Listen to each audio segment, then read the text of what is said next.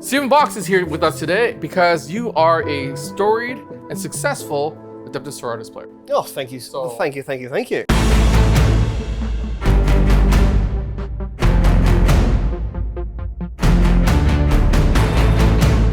It would be awesome to hear your thoughts on this new codex because I've only played it twice. I'm having a lot of fun with it, to be honest, but I don't know what I'm doing. So we get to hear from you, who knows what he's doing. Well, yeah, I've been playing this for this year. The Adepta Sororitas had so many great games with the index, and I actually really enjoyed the index. Okay. I felt like the playstyle was really unique, and I actually really fell in love with the army. But there was a couple of things missing, a couple of things that didn't quite gel well together, or maybe strategies or synergies that just slightly missed the beat. What are those things? Well, things like the Castigator. It had an ability where on one of the guns, it felt like it was good against tanks and the other gun was good against infantry, but the gun that gave you reroll wounds was against the infantry and not the tank. Oh, okay. And the tank that was good against guns had blast, and obviously you want to shoot that against infantry. So there's a bit of a mismatch. Right. But They changed the Castigator weapon now. yeah, The battle cannon is now, it's still strength 10, still only AP 1, still flat 3 damage, but the ability on the chassis itself is that you get additional AP against one of the targets that it hits, not just the main weapon. which is great because now what you can start to do is use one Castigator as your lead battle tank to then start to set up other Castigators in the army. Right. And this is where those heavy bolters really felt lackluster. Just being AP1 or the battle cannons being AP1 sometimes really failed to hit their mark, especially against things like armor contempt in cover.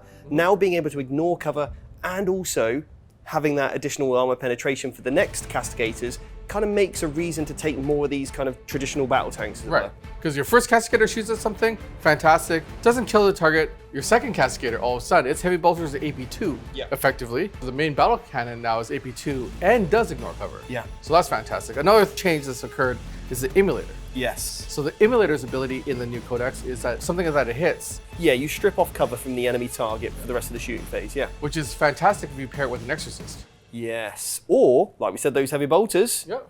Now they're pretty badass. So I've had the book for just a little bit, and it feels like this is a book of combos. Yes. And we just kind of dived into a couple of those.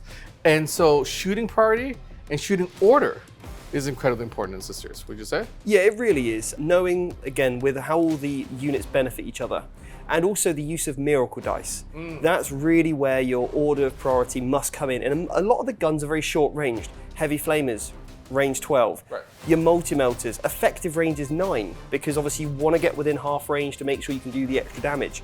So all of a sudden, if your opponent picks away the right models, you might find yourself not doing the damage you need to. So you're absolutely right, the order of priority is so important for this army. It's a real glass cannon. In the right place at the right time, you're going to do extremely well. In the wrong place at the wrong time, and your army's going to get wiped. Okay. Which means for a general, it gives you that sense of reward of, oh yeah, I did it. I kind of unlocked the puzzle. But one thing I wanted to say about this book in the detachments and how they're written. Yeah, because I was about to say order of operations.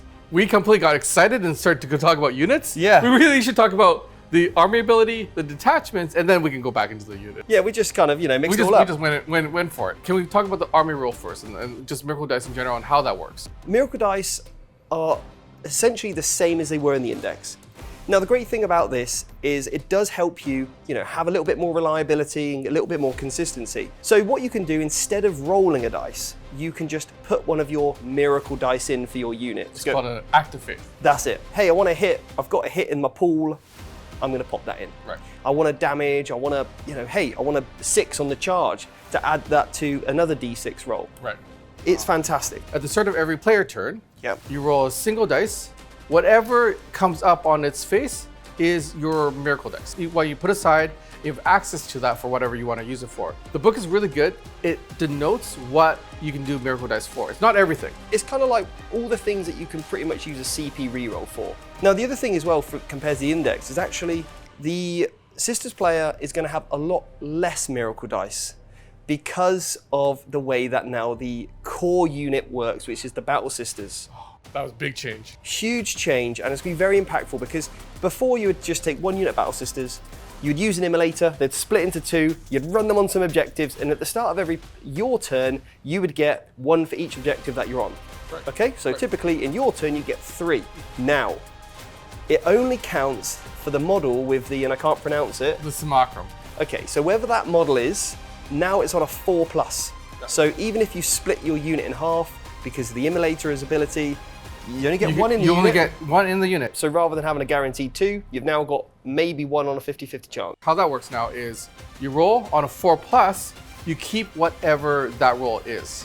But on a 1, 2, or 3, you failed, you do not get a miracle dice. So again, that is a little bit less, but there are some detachments in here that allow you to gain some. Now I would say across the board, the 4 detachments that are in here, super fun. And you don't feel like, although they are kind of keyworded, as you've probably come to expect with other codexes, you literally can take whatever you want in most of these.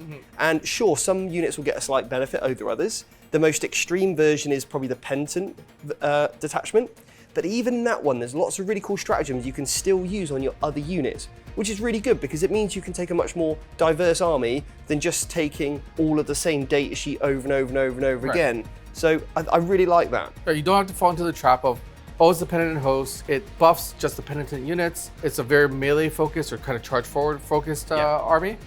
But that doesn't exclude you from including some firing support. Because you do want some firing support as you try to get up the board. And as a great example with that, they've got a fall back and shoot. And that's always a stratagem I've always wanted to have in my index. So having, okay, cool. So now somebody can't just tag my retributors. I can fall back and shoot still. It means they're a lot more effective. So I think there's some really nice sort of synergy along those lines. But one of the things I wanted to say, the combo with Morvi and Val, with the Army of Faith. So you burn a miracle dice for her, okay? So that she can get all the extra attacks and everything else. Great. Now, there are 2 stratagems in that book. In the fight phase, you can have an additional AP, and you can also have a lance as well.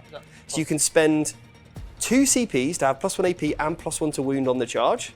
Now all of a sudden, if you kill any models with Morvi and Val, she'll give you 1 back for the stratagem use of the +1 AP, 1 back for the lance as well. And then if she's also able to kill a unit, then that's another one. So you might spend 2 CPs, kill a really hefty unit, get 3 back. 3 back, yeah. Again, we kind of, this is how excited I think we are about this codex because we keep moving ahead. Why don't we go through the detachments in order? So the first detachment is the index one. The Hallowed Martyr. Again, this is kind of, I would say, a really nice generic one to start with. Your army's going to get a little bit stronger as you lose models. So you get +1 to hit when you're under starting strength, +1 to wound when you're under half. It's pretty effective actually. It came up a lot more than I thought it would, which is great. Again, really cool combo in here that I use all the time at tournaments. One of the stratagems allows you to force your opponent in combat to put all of their attacks on one of your units. Now, Demonifuge, the 2 little characters, they have heroic intervention for free, which is great because when you've got this really nasty enemy model like Angron comes charging in to try and kill Morvi and Val, Demonifuge go, don't worry, we'll heroically intervene, and then go 1 CP, you fight us. And we'll take this for you, boss. Yeah. They're not going to survive that, are they? They're not, no.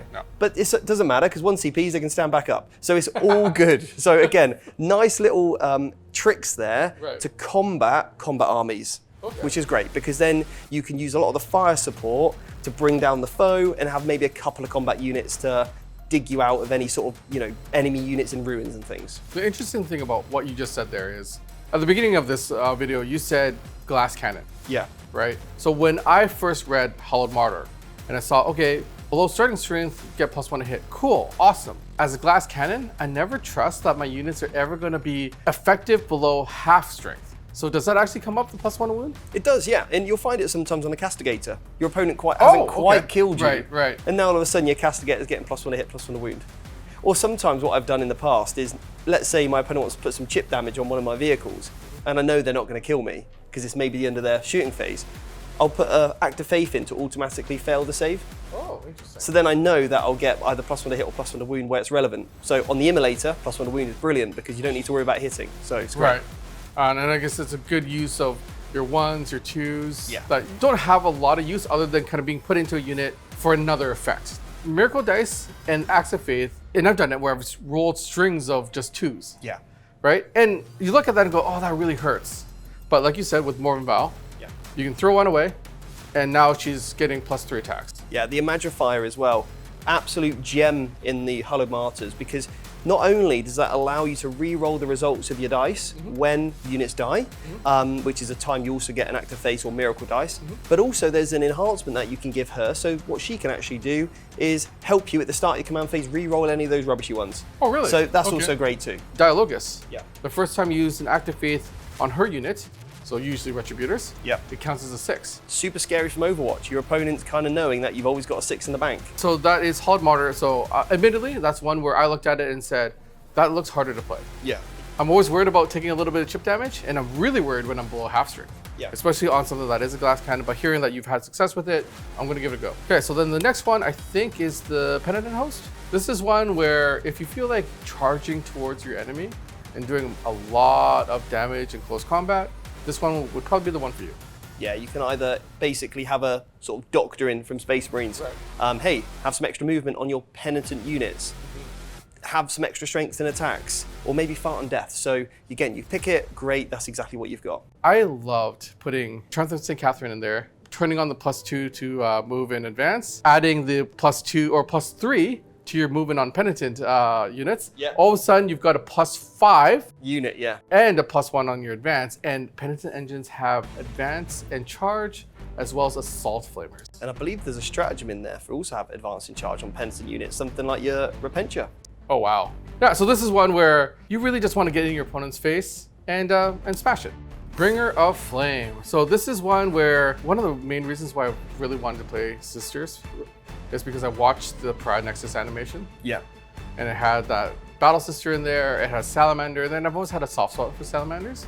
Adepta Sororitas have always had access to really good flamers. Yes, the best actually. Right. So now you have an entire detachment to really punch with those flamers. Yeah, because normally an Adepta Sororitas flamer is one higher than most other flamers in the game. In terms of strength, yeah. Yeah, now with this detachment, you get close, you get even stronger, which is brilliant because now all of a sudden you start to chip over certain thresholds of wounding. So your multi-melters go up to strength 10, really, really strong. Those flamers going up to strength 7. So one of the combos that I tried out was with the Seraphim squad, you can take 2 sisters that have double hand flamers. You can, yeah. So that is 4 D6 shots out of that. You put in the Canonist with jump pack, Yeah. and all of a sudden you have 5 D6 flamers. Yeah. You give her the enhancement where she gets +1 per torrent weapon. Yep. So now it is 5d6 +5. Probably one of the scariest stratagems is Cleansing Flame, because that gives you devastating wounds on those flamers. Yes, every 6 you roll. 5d6 +5 devastating flames. Now again, using that sort of similar combo there,